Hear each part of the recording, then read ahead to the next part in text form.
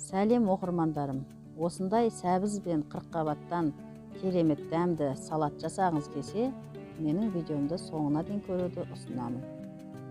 Бірінші сәбізіміз бен қырыққабатымызды тазалап аламыз. Жақсылап жуып, қырыққабатты төрт-біршілеп тураймыз. Бұл салатымыз өте дәмді, тәбетіңізді ашады. Көбірек қып жасап, тоңазытқышқа салып тастасаңыз, біраз күн жеуіңізге болады. Құрметті оқырмандарым, видеоны көріп отырып, лайк басып, комментарий жазып отырыңыздар. Каналға тіркелмегендеріңіз тіркеліп, таныстарыңызға, достарыңызға осы видеоны таратып отырыңыздар. Өстіп, төрт-бірш қып турап,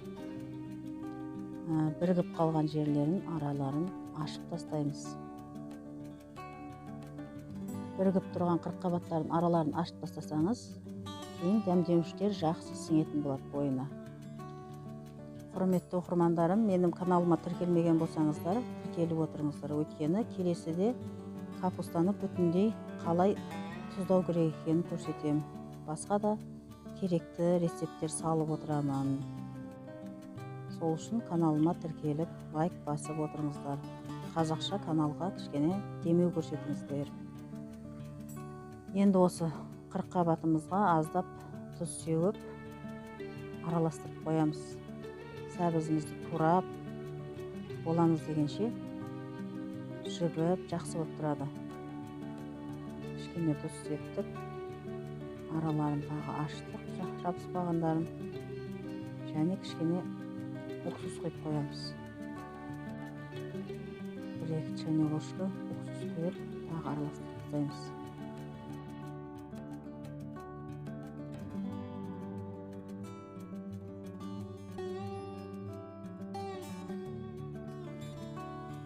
Енді сәбізімізді үккіштен өткіземіз. Жақсылап.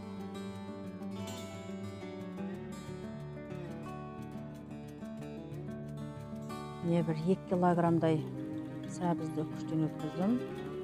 Және оғанда 1-2 ас қасықтай тұз қосамыз. Құмшекер, жарты пиала құмшекер. Жақсылап араластырып тұрамыз. 1 ас қасықтай қара бұрыш себеміз. Және кинза, 1-2 қасық кинза. Қызыл бұрышты да 1-2 қасық себеміз. Көбірек сепсеңіздер ащылау болады, азырақ сепсеңіздер ащысы аз болады. Жақсылап араластырамыз. Енді уксус құямыз. 1 ас қасықтай.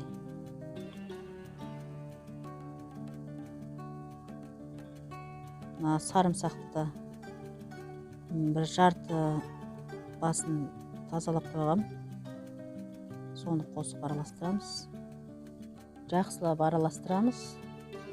Босқана, мыжымай. Ал енді оқырмандарым, сұрақтарыңыз болса, комментарийға жаза отырыңыздар. Жауап беруге тырысамын. Міне біраз араластырдық. Енді жаңағы турап қойған қырыққабатымызды осыған қосып араластырамыз. Қырыққабатымыз біраз жұмсарып, езіліп, басылыпты. Мінекей. Барлығын жақсылап араластырамыз енді. Дәмдеуіштері бір-біріне сіңу керек. Енді жарты пиаладай сұйық май қосып, тағы араластырамыз. Араластырып болғасын тоңазытқышқа салып қоямыз. Түнімен тұрса, азанда салатымыздың суы шығып, жақсы бұрыштары, дәмдеуіштері сіңіп, әдемі болып тұрады. Мінекей енді салатымыз дайын болды. Үйде жасап көріңіздер. бағасын беріңіздер. Келесі видеода кездескенше сау саламат болыңыздар.